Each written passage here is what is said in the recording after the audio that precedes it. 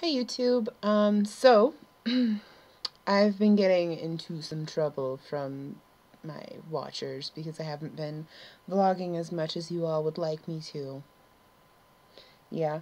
But I did promise that I was going to talk about my favorite book this time, and I'm actually going to talk about two different books because as I was thinking about what to do for my favorite book, I really just started thinking about books that I didn't like, and this one had so many things that I didn't like about it. But first, my favorite book of all times, I actually have it, I was reading it earlier, so it's on my bedside table, and everything is like backwards from how it normally is, because normally I have the mirror function on to kind of help me out, but now this is like normally how everything is, so my bedside table's on this side, see I'm having trouble now, is on this side, and my bookshelf is on this side, and my pirate ship is right there. So there's the pirate ship shot.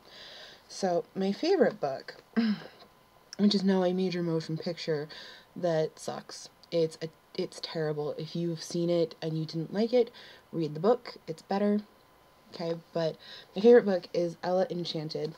This is actually like my fourth copy of this book, and you can see how I've just read it to death. I actually read the cover off of one of them. Actually, I've read the covers off all of them. They've all just gotten destroyed from me reading them so much. Basically what it is it's a different take on Cinderella. Basically, if you've never even heard of it, she is gifted with obedience. She's gifted with it when she's born, and basically it's her overcoming that and overcoming, you know, the real evils in the world and in her life and just growing up. And it's a really good book. I recommend it if you are a parent and have, you know, a child that's probably about third grade is when it'd be a good age to read it. I actually have read it in a night. Just sat down after work one night and read it. Yeah, but I love that book. I cannot stop singing the praises of this book. But yeah, the movie was dreadful, horrible. I freaked out for like an hour after watching the movie, because it was that bad. The movie had very little to do with what the book was about, and they added characters that were unnecessary and pulled some necessary characters out, and it's just frustrating, and I was not happy. I actually wrote several like angry letters to the publisher of the book and the production company for the movie. And I wrote like a lot of letters, probably like 10 or 11 different letters, because I was that upset about it. Yeah, it was dreadful. But the book is phenomenal. Like, as bad as the movie is, the book is that much better. That much better. So that is my favorite book of all time. I finally narrowed it down. And I'm taking that statement back because I don't really know that I have a favorite book, but that's definitely in the running for my favorite book. Now, we're going to talk about my least favorite book, the book that I cannot stand. I've read it several times trying to like it. I have tried to like this book because it's something that I should like, you know, just based on things that I have liked in the past and things that I normally read. I should love this book. This book has everything that I want and more, but I just don't like it. And I'm probably going to catch a lot of flack for not liking this book, for actually like not being able to really stand it. I'm kind of nervous about telling you what it is because of how much flack I'm going to catch from my reader friends.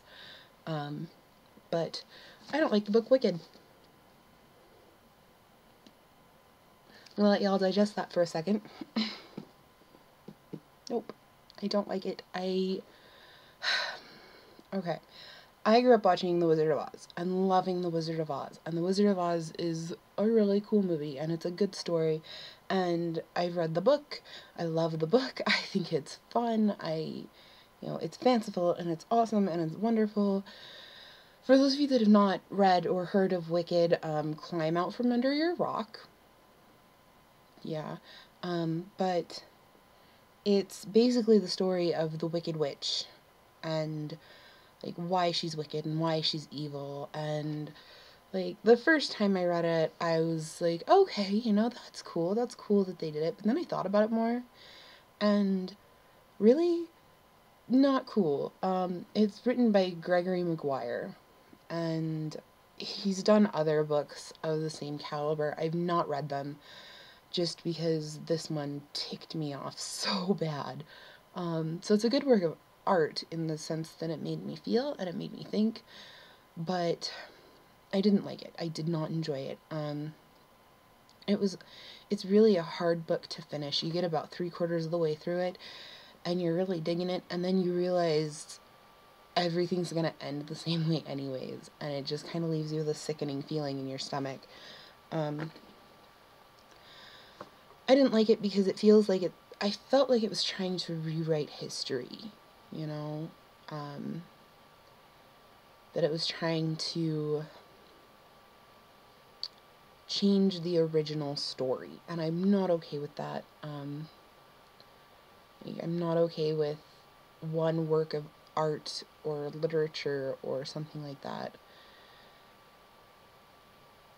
making less of something else, making, you know, because now the story of the Wizard of Oz is kind of ruined for me. Like this kind of ruined it in a way, and I'm not okay with that. I'm not okay with ruining one set of literature or art or films or that sort of thing, you know, for your own means.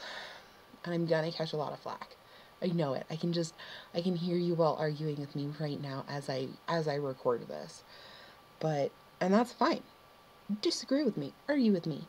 I have given this book more than a fair shot. This is actually my second copy of this book. I've read it, I've torn it apart, I've analyzed it, I've tried to figure out how I can possibly like this story. I've tried to find things to like about it. I do like that it delves a little deeper into some surrounding characters. You know, I like that you get to learn more about the operation of Oz and how it all works and, you know, all that stuff. But as the story as a whole, I do not like it. I don't. And you can all just deal with that. Okay, so I'm gonna let y'all digest that, and I'm just kind of gonna talk for a little bit. It is time to get my bangs cut. Holy bagoly, look at that. They are ridiculous. They are super duper long. Fun story about my bangs. I didn't have bangs for years. I'll see if I can find a picture to put up right in here somewhere. I used to be blonde too, so yeah. But I didn't have bangs for years because I didn't want to have to deal with the hassle of styling them all the time. And not having bangs was very in style back then. God, they're so long. And then, like, the Big Bang came into play. That's what the Big Bang movement is all about. It's not about, like, creationism or God did God create the universe or anything like that. It's about hair. Deal with it, science. Deal with it. No.